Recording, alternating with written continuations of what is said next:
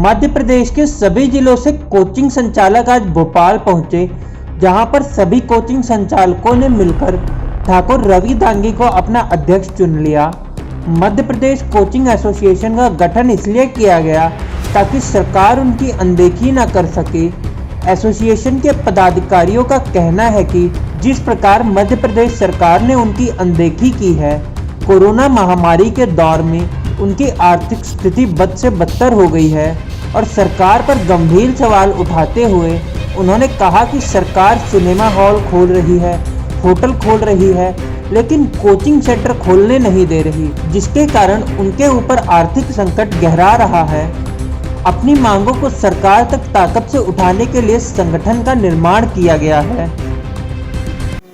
Press वार्ता रखी है, किस मुद्दे पर रखी है? मध्य प्रदेश कोचिंग संघ का आज मेनली गठन होना है। यहाँ पर भोपाल में हम लोग सब एकत्रित हुए हैं, भोपाल हाट में, और इसका उद्देश्य है हर ज़िले से हम जिलाध्यक्ष को बुला करके उनका मत ले करके, जैसे भोपाल है, इंदौर है, छिंदवाड़ा है, बैतूल है, सागर है, ग्वालियर हैं, सभी संभागों से हमारे यहाँ जो कोचिंग एसोसिएशन के अध्यक्ष और पदाधिकारी पधारे हैं। हर ज़िले से 3 से 5 लोग आए हैं और अभी इसी संबंध में मीटिंग हमारी हुई है, जिसमें हम लोग 2 बातों में मेन रूप से चर्चा कर रहे हैं। पहला तो ये कि कार्यकारिणी का एक ऐसा गठन हो जो पूरे मध्य प्रदेश में कोचिंग एक्ट के तहत कार्रवाई करे, या कोचिंग एक्ट का गठन हो पहले, और कोचिंग जो भी चला रहे हैं छोटे बड़े उनको एक प्रॉपर दर्जा मिले और उनकी बात सुनी जाए। अक्सर क्या होता है, अभी सूरत की घटना हुई लास्ट ईयर 2019 में, तो कई कोचिंग पे सील कर दिया गया। उस समय बड़े परेशान हुए, तो उनकी कोई सुनने वाले नहीं।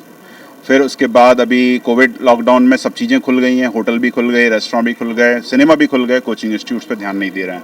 तो उन पे ध्यान देना बहुत ज़रूरी है। गवर्नमेंट हमारे ऊपर ध्यान नहीं दे रही, तो हम लोग गवर्नमेंट के समक्ष अपना मत रखना चाह रहे हैं और सशक्त रूप में रखना चाह रहे हैं। हमारा गवर्नमेंट से कोई विरोध नहीं है, विरोध सिर्फ इस चीज़ को लेकर के है छोटा सा, कि वो चीज़ हमारी कम से कम रखें, तो फ्रंट में हमारे सामने चीज़ें जो हैं वो कम से कम सुने, तो सुनने और मिलने का भी टाइम नहीं देते जो रिस्पॉन्सिबल लोग हैं, तो हम लोग को थोड़ा दुख होता है। बस स्टूडेंट का क्या फायदा रहेगा, क्या इससे जो गठन होगा उससे स्टूडेंट का फायदा होगा? देखिए, मध्य प्रदेश कोचिंग का प्रॉपर वे में गठन होने से स्टूडेंट्स को बहुत फ़ायदा है, क्योंकि ज़्यादातर कोचिंग जो है कॉम्पिटेटिव एग्जाम्स की तैयारी करवाते हैं, जैसे पीएससी, यूपीएससी हो गया, बैंक रेलवे एसएससी हो गया, नीट जेई हो गया, और भी कई तरह की सीएससी पीटी कोचिंग वगैरह चलती हैं। तो इनकी तैयारी करने वाले स्टूडेंट्स जो हैं वो अभी पिछले 16-18 महीने से ऑफलाइन नहीं पढ़ पा रहे हैं, और ऑनलाइन कोचिंग में वो उन्हें समझ नहीं आती चीज़ें जो फिजिकल क्लासेस में होती हैं। तो उनका डेफिनेटली करियर कहीं ना कहीं दांव पे लगा हुआ है, और जितने एग्जाम हुए हैं पिछले 16-17 महीने में वो उतने अच्छे नहीं गए हैं बच्चों के।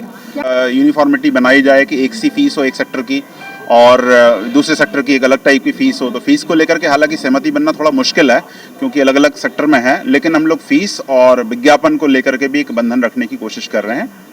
जिस प्रकार से किसी कोचिंग संचालक के खिलाफ कोई शिकायत आती है, तो उसका भी कोई प्रावधान रखा गया है कि किसी की शिकायत कोई स्टूडेंट करता है तो उसको भी निवारण किया जाएगा? बिल्कुल, हम लोग उस पर भी ध्यान दे रहे हैं कि कोचिंग में, मतलब सिर्फ हम लोग एसोसिएशन इसलिए नहीं बना रहे हैं कि हम सरकार के सामने अपनी बात रखें, हम लोग इसलिए बना रहे हैं कि जो गरीब बच्चे हैं उनको हम मुफ्त में या बहुत कम फीस में पढ़ाएं। ज़रूरतमंद बच्चे हैं जो योग्य हैं लेकिन पढ़ नहीं पा रहे फीस की कमी के कारण, उनको कहीं ना कहीं किसी तरह का फ्री कोचिंग का लाभ हम लोग दे सकें। दूसरा, उनका अगर कोई कंप्लेंट है, जैसे किसी कोचिंग ने कोई बच्चे की फ़ीस ली और पढ़ाया नहीं प्रॉपर वे में, और वो नहीं पढ़ना चाहता, तो उसकी एक्शन भी हम लोग कार्रवाई करेंगे। तो कोचिंग एसोसिएशन को सशक्त बना के ही ये सब संभव है, बिना उसके संभव नहीं है।